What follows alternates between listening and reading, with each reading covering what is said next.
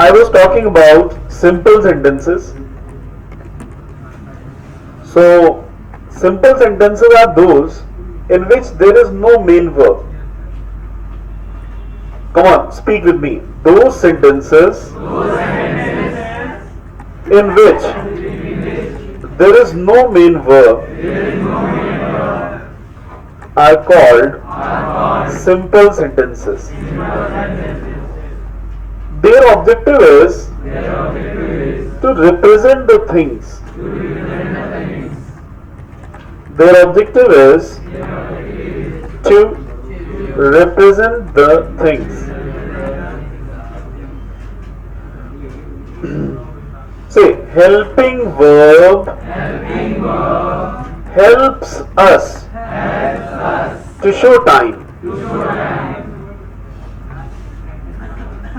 So these are the important terms. Now, helping verb can be in three cases. Come on, say present, past, future. If you want to show something in present, use is MR. If you want to show something in past, use was were. If you want to show something in future, will be shall be. Let's have example. हम भारतीय हैं. We are Indians. You can see there is no main verb. There is just representation. वे लोग बहुत सनकी हैं. They are very eccentric. So they are very eccentric. उसका eccentric means सनकी होता है बच्चों. उसका भाई बहुत लड़ाका था.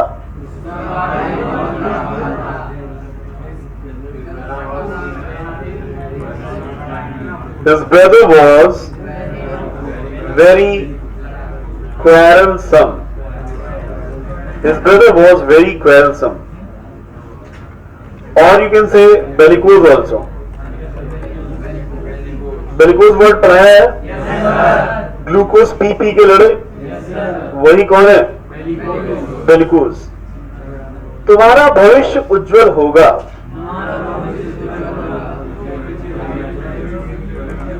Your future will be bright. Bright. ये टॉपिक बहुत ही इंटरेस्टिंग और इम्पोर्टेंट होगा. You make it English, don't repeat Hindi. This topic will be very interesting and important. I think simple sentences के simple वाले sentences सबसे बन जाते हैं कि नहीं? अब मैं आपको थोड़ा इंट्रोड्यूस दे रहा हूं. जैसे इस प्रोडक्ट का कॉस्ट क्या होगा? ओके, कॉन्फिडेंटली कौन बताएगा? हाँ बताइए. हाँ, आइंदा तुम मत बताना, तुम्हारी इंग्लिश ठीक है. जिनकी दिक्कत वो बताएं, है ना? तुमको भी देते तुम्हारे लेवल का. वो इस प्रोडक्ट का कॉस्ट क्या होगा? What will be the cost of this product? Next sentence. क्या ये डिश बहुत टेस्टी होगी?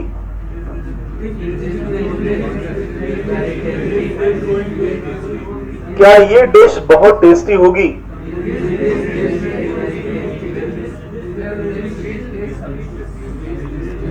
Will this dish be very tasty? Will this dish be very tasty?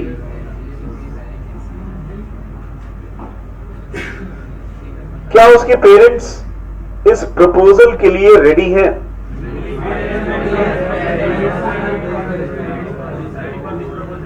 Are his parents ready for this proposal? क्या are की जगह is होगा? Parents plural होता है बेटा, आर होगा। मम्मी पापा दोनों है बेटा। अब ये बताइए सिंपल सेंटेंसेस में सभी को क्लैरिटी है? आगे बात की जाए? श्योर? आगे देखिए, सिंपल सेंटेंसेस के बाद मैं आपको बताने जा रहा हूं ऐसे सेंटेंसेस जिसमें वर्ब आता है, तो इनको हम लोग बोलते हैं एक्शन बेस्ड सेंटेंसेस। क्या बोलते हैं? Action based. जबकि अभी जो हम लोगों ने सेंटेंसेस पढ़े उनमें एक्शन था ही नहीं, मेन वर्ब थी ही नहीं। एक बात और ध्यान देने की है कि जिनमें मेन वर्ब नहीं है, मतलब ये सभी सेंटेंसेस, क्या इनका पैसिव बन सकता है? नो। तो यहीं पर एक नोट लिख लीजिए, note. We cannot make passive of simple sentences. We cannot make passive voice of simple sentences as there is no help, no main verb. Got it?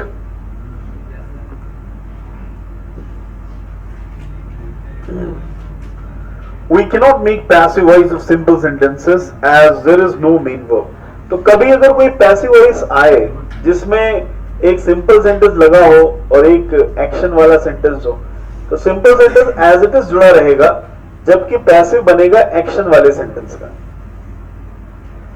अब देखिए, एक्शन बेस्ड जो सेंटेंसेस होते हैं उनकी जो मेन कैटेगरीज होती है वो होती है 4। बोलो, indefinite, continuous, perfect, perfect continuous. कोई बता सकता है इनका मीनिंग क्या है? वैसे तो मीनिंग साफ पता चल रहा है कि इंडेफिनिट का मतलब है अनिश्चित, मतलब जो निश्चित ना हो वही कौन है? अनिश्चित। अब बात है कि अनिश्चित क्या है?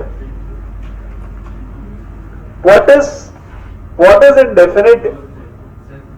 What is not definite in indefinite sentences? कौन बताएगा? Like the sun rises in the east, it cannot rise in the other direction.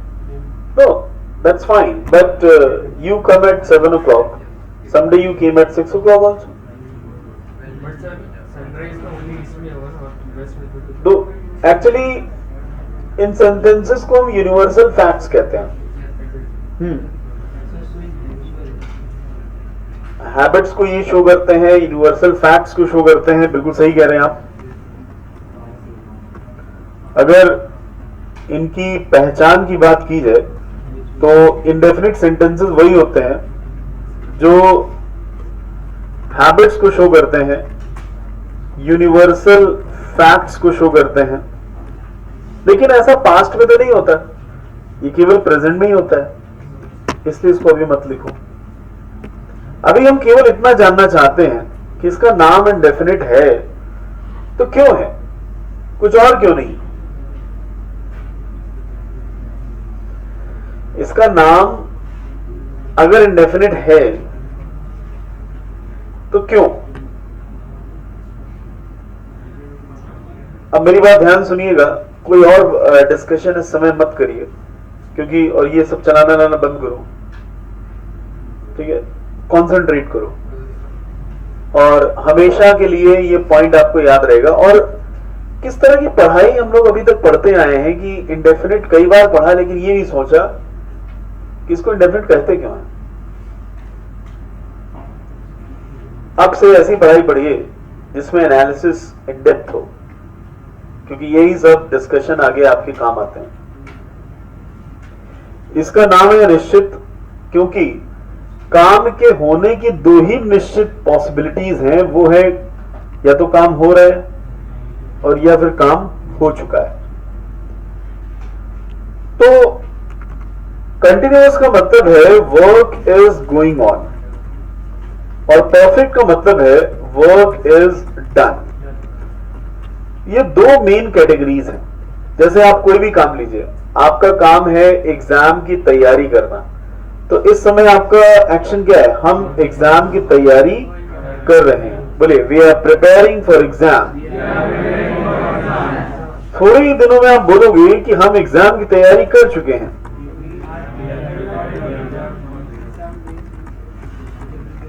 थोड़े ही दिनों में आप बोलने वाले हो कि हम एग्जाम की तैयारी कर चुके हैं, तो क्या हो जाएगा? और एक पॉसिबिलिटी ये भी है कि आप ये भी कह सकते हैं कि हम एग्जाम की तैयारी कई दिनों से कर रहे हैं। तो जरा ध्यान दीजिए, एक मिनट, हाँ एक मिनट, मैं आपको बोलने का मौका दूंगा। पहले जरा परफेक्ट कंटिन्यूअस जो नाम है, जो परफेक्ट कंटिन्यूअस जो नाम है, इसके स्ट्रक्चर पे ध्यान दीजिए। परफेक्ट का मतलब है डन और कंटिन्यूअस का मतलब है गोइंग ऑन। क्या आप देख पा रहे हो इस सेंटेंस में? क्या आप देख पा रहे हो कि वर्क डन भी है और वर्क गोइंग ऑन भी है? कैसे? खड़े होके बताइए।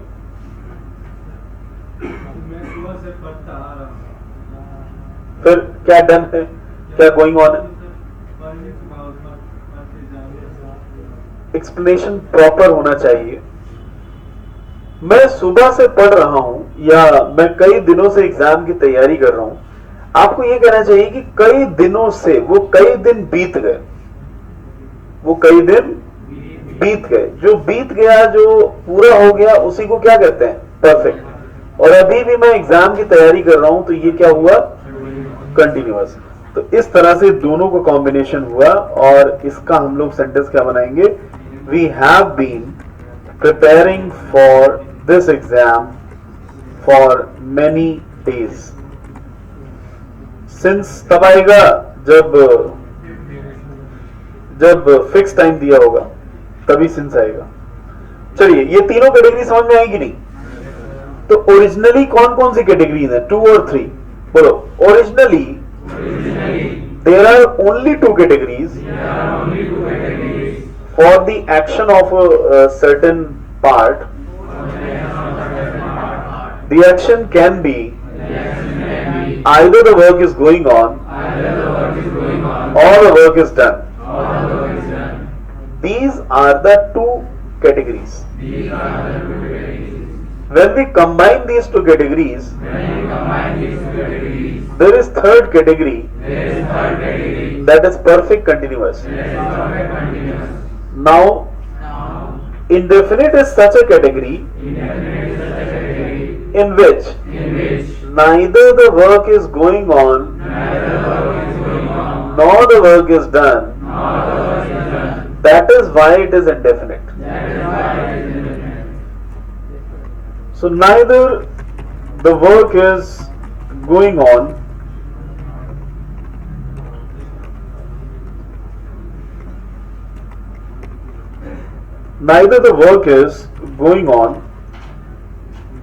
nor the work is done.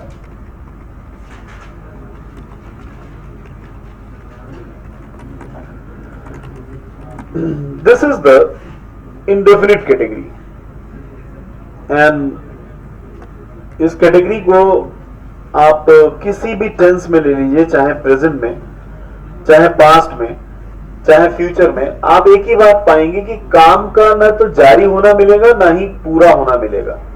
जैसे आप कोई भी सेंटेंस ले लीजिए प्रेजेंट में, जैसे आपने कहा कि सूरज पूरब में उगता है, ना तो उग रहा है और ना ही उग चुका है।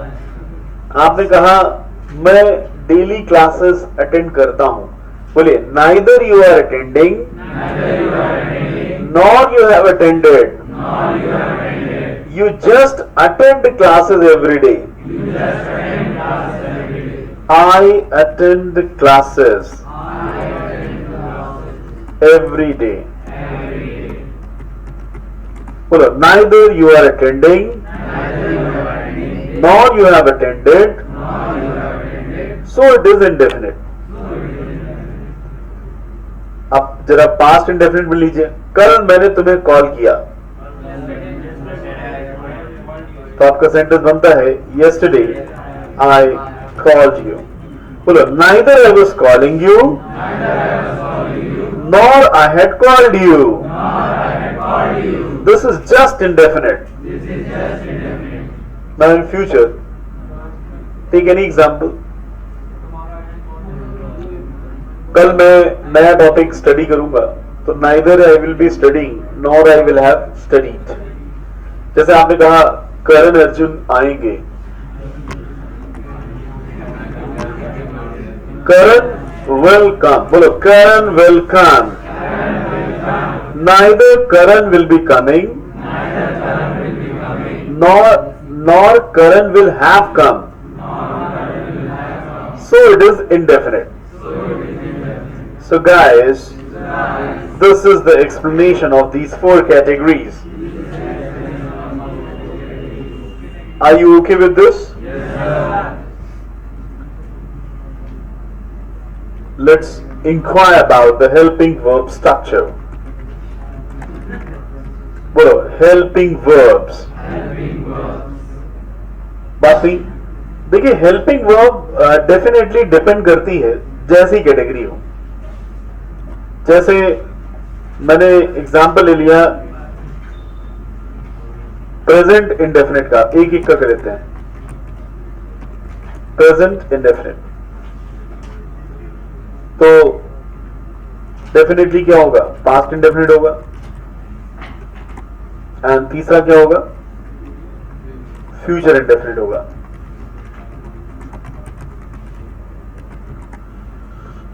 तो बताइए प्रेजेंट इंडेफिनिट में क्या हेल्पिंग वर्ब यूज होती है? इस एमआर कौन कह रहा है?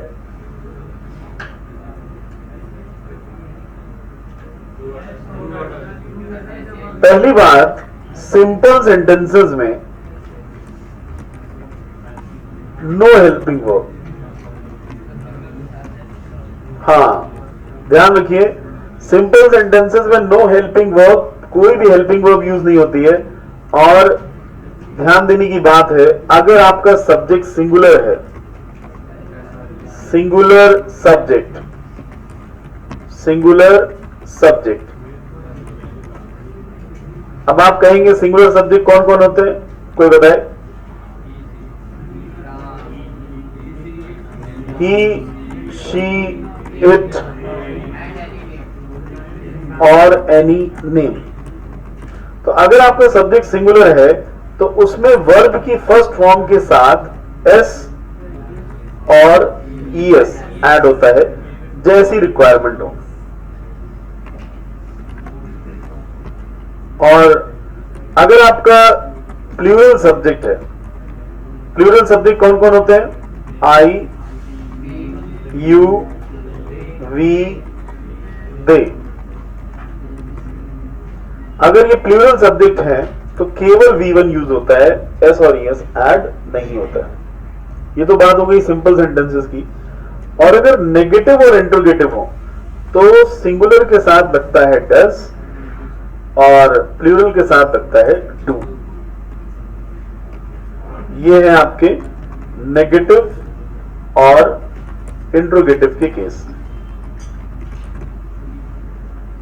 बोलिए, याद रहेगा सभी को? आगे बात करें, पास्ट इंडेफिनिट में क्या यूज होता है?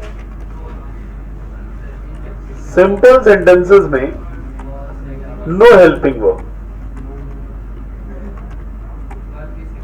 सीधे सिंगुलर हो या प्लूरल हो, सिंगुलर और प्लूरल दोनों तरह के सब्जेक्ट में हमेशा वर्ब की कौन सी फॉर्म?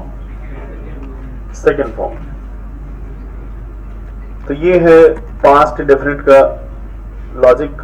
सेकेंड फॉर्म लगेगी सिंगुलर और प्लूरल दोनों ही केसेस में. और इसके नेगेटिव और इंट्रोगेटिव में क्या आएगा?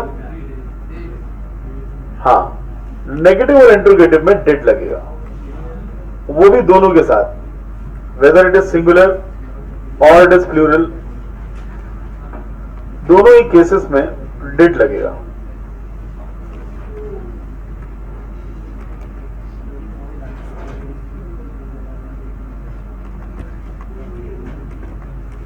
सभी लोग लिखते जाएंगे और अभी इसका प्रैक्टिकल भी करेंगे। फ्यूचर इंडेफिनिट में क्या होगा? सिंपल सेंटेंसेस में सिंपल, नेगेटिव, इंट्रोगेटिव, तीनों में हम हेल्पिंग वर्ब लगाएंगे विल या शैल। विल लगेगा he, she, it, they, you, we, इनके साथ।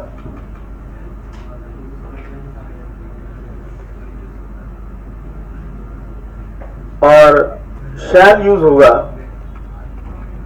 आई और वी के साथ।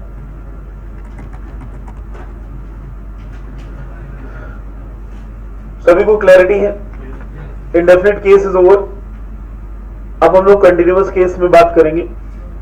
एक चीज और आप देखिए कि इंडेफिनिट केस में हेल्प जो वर्ब की फॉर्म है वो वेरी कर रही है। जैसा कि देख रहे हैं कि प्रेजेंट में वर्ब की फर्स्ट फॉर्म आ रही है, पास्ट में क्या आ रहा है? सेकंड फॉर्म, एंड फ्यूचर में फिर से क्या आ रहा है? First form. Now we are going to talk about continuous. साथ साथ लिखिए। ओके, सो डोंट वरी, समझ ही लो। फिर लिखना क्या? Notes I will provide you. Okay, एक काम करो ना, स्मार्टली पढ़ो, ठीक है? हार्डवर्क मत करो। Okay, so this is indefinite. Listen, now we are going to talk about continuous, and again those three cases: present continuous, past continuous,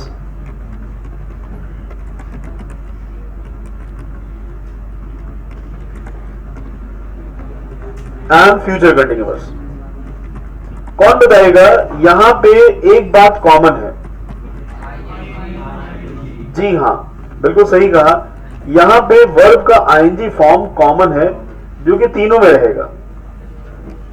तो कंटिन्यूअस सेंटेंसेस थोड़े इजी लगते हैं क्योंकि इसमें बहुत ज्यादा याद करने का नहीं है, और कुछ लोग तो अपना आदत बना लेते हैं, इंग इंग इंग हर जगह लगाते हैं। बोलो, इज एम आर,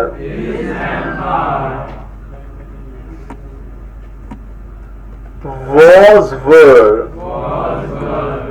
अब मुझे ये बताने की जरूरत है क्या कि वॉज इसके साथ, वर इसके साथ? इतने छोटे तो नहीं हो। Will be, shall be, done, बस इतना ही। परफेक्ट की बात करें तो फिर से वही तीन केसेस। बोलो, present perfect, past perfect, perfect, perfect, future perfect. So यहां पे भी एक बात कॉमन है। क्या है कॉमन बात? Everywhere, verbs third form, that's common. Helping verb, बोलो प्रेजेंट में क्या लगेगी?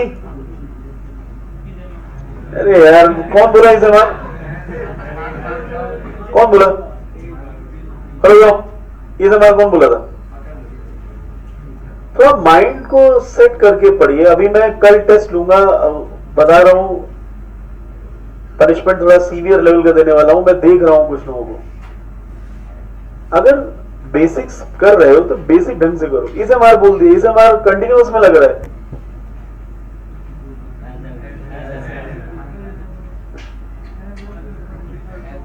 This is has and have.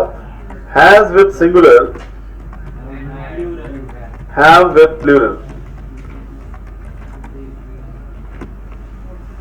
ये भी मैं लिख ही देता हूं।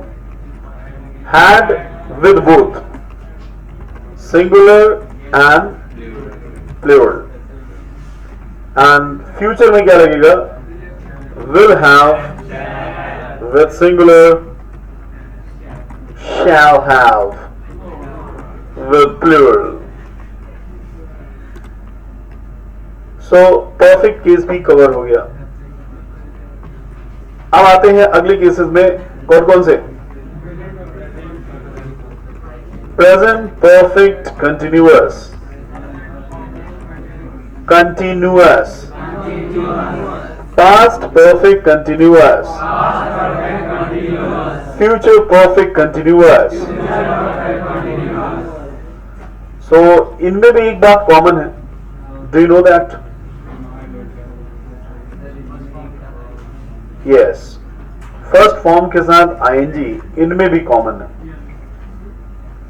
तो ये भी एक सिमेट्री में ही रहेंगे। बस इंडेफिनिट में ही जो है थोड़ा अनइवन स्ट्रक्चर, वो केवल इंडेफिनिट में ही है, बाकी सभी में स्ट्रक्चर सेम है।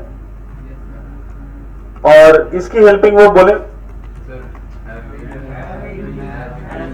Has been with singular and have been with plural, and in past it will be had been, and this is with both singular as well as plural, and this is will have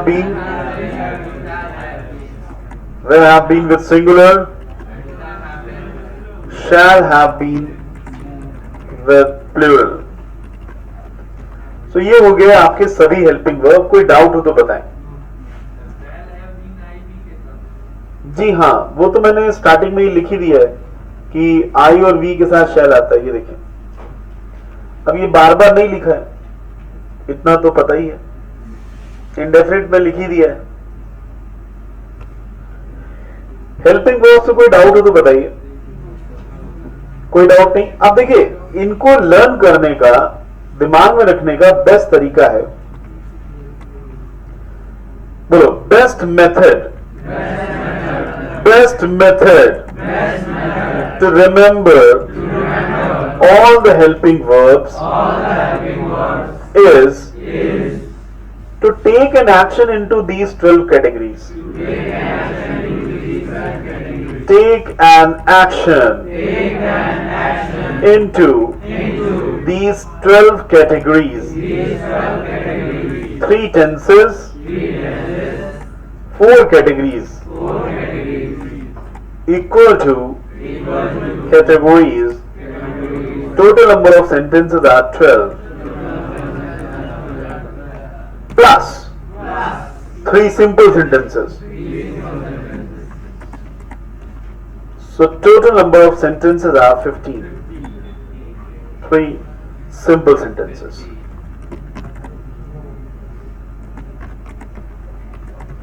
ये 15 sentences का structure अगर आपको पता है, कभी आपको grammar tough नहीं लगने वाली, आपको ग्रामर बहुत आसान लगने वाली है, और आपका जो इंग्लिश कम्युनिकेशन है उसमें आपको 100% बहुत हेल्प मिलने वाला है, राइट?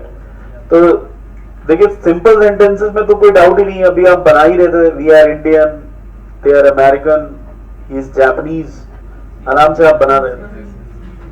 अब देखिए, एक्शन वाले सेंटेंसेस की बात है कि हेल्पिंग वर्ब कैसे याद रखें। तो सभी लोग रेडी हो जाए प्रैक्टिस के लिए, बोलो एक्शन। टू मेमोराइज, याद करना, दिस इज द एक्शन।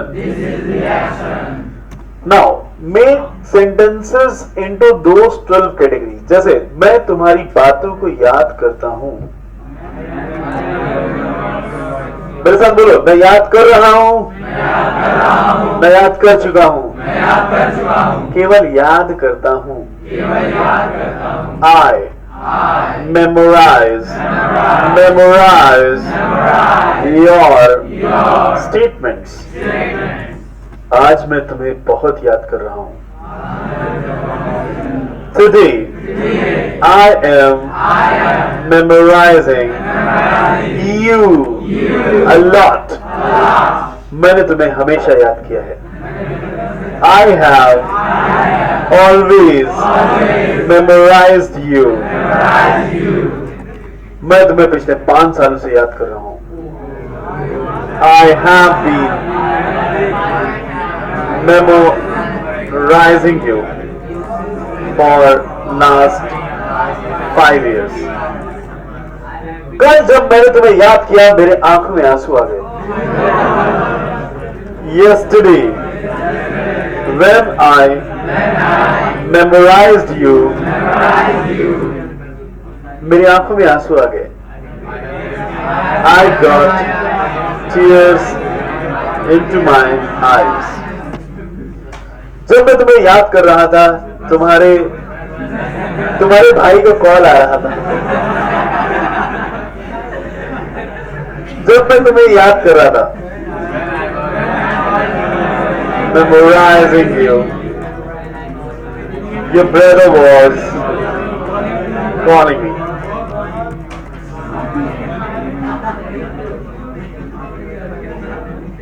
इस गाने को सुनने से पहले मैं तुम्हें कई बार याद कर चुका था. एक मिनट, आप लोगों का ध्यान इंग्लिश बनाने में नहीं है. हो चुकी हेल्पिंग वर्ब की प्रैक्टिस. मेरा ध्यान सेंटेंस पे बनाने में भी है. इंग्लिश पहले मैं बना रहा हूं तो मैं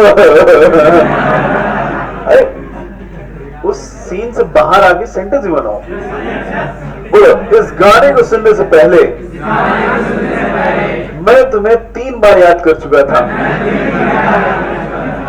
मेक इट्स इंग्लिश.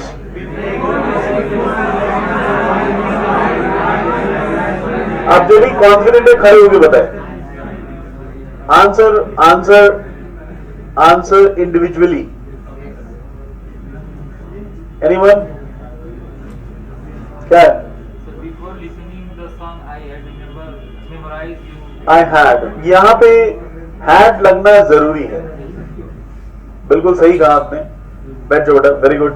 बोलो, I had memorized you 3 times before listening to this song. Before listening this song. वो तुम्हें कई सालों से याद कर रहा था. अजय देवगन की बात आ गई है. अरे कोई है, वो तुम्हें कई सालों से याद कर रहा था. He had been memorizing you for many years.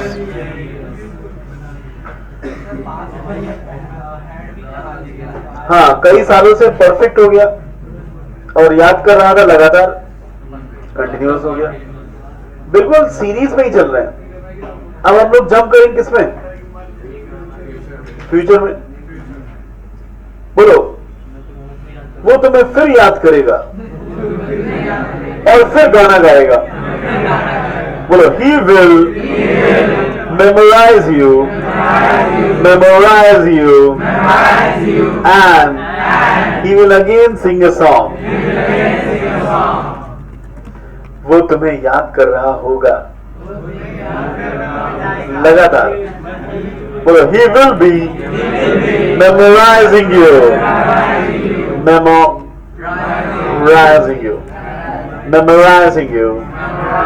He will be memorizing you. उसने तुमको बहुत याद किया होगा.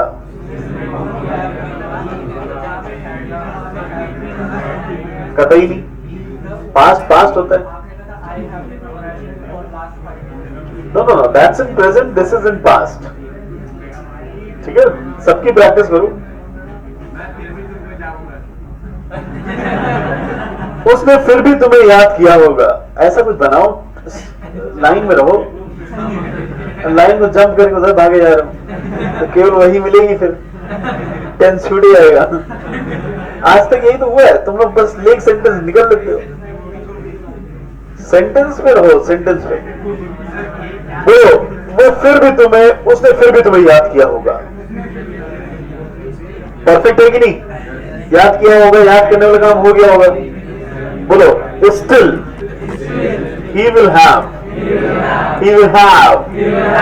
memorized you. फ्यूचर परफेक्ट है. वो तुम्हें 1 साल से लगातार याद कर रहा होगा.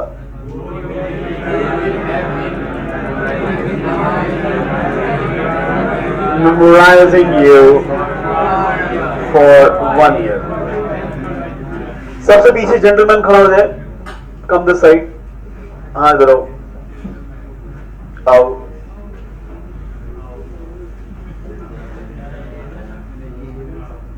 बहुत देर से ये कहीं खोया हुआ है।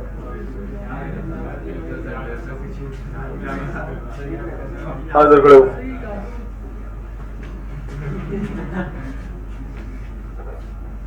आपका सेंटेंस है, इसकी इंग्लिश आपको बनानी है। थोड़ा उधर खड़े जाओ। आपका सेंटेंस है, मैं बहुत देर से आपकी बात सुन रहा था। और आप लोग बलबलाना नहीं, उसको इंग्लिश का बनाओ अपनी कॉपी में। मैं बहुत देर से आपको सुन रहा था।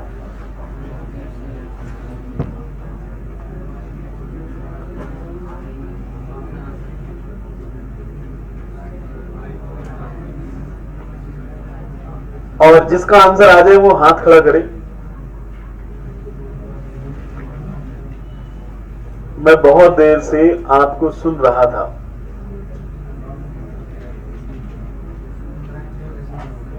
हाँ तेज आवाज में बताएं। I am still listening you, मैं सुन रहा हूं है। अब देखिए, आज आपने जो सीखा है वो यही तो सीखा है कि टेंस क्या होते हैं। अब टेंस यहां पे पास्ट है, तुम लगा रहे हो प्रेजेंट।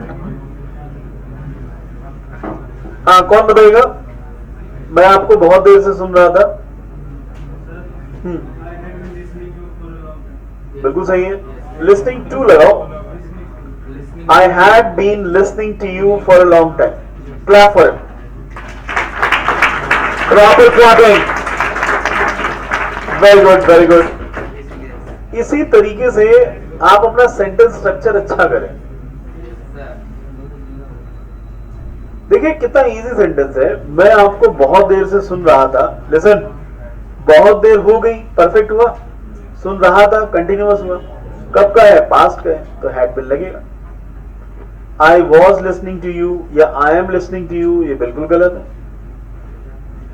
तो ये जो टॉपिक आज आपने पढ़ा है, ये $1 मिलियन का टॉपिक है। बहुत इंपॉर्टेंट टॉपिक है, क्योंकि ये टॉपिक अगर आपको आता है, सुन लीजिए, पूरा करियर आपका इसी में है। आपका इंग्लिश कम्युनिकेशन अच्छा हो जाएगा, आप सेंटेंसेस कॉन्फिडेंटली बोलेंगे। ये टॉपिक अगर आपको आता है, हर साल आप प्रीवियस ईयर्स एक बार ओपन करके देख लीजिए, स्पॉटिंग एरर के 10 क्वेश्चन में 4 क्वेश्चन आपको इसी के मिलेंगे, स्ट्रक्चर के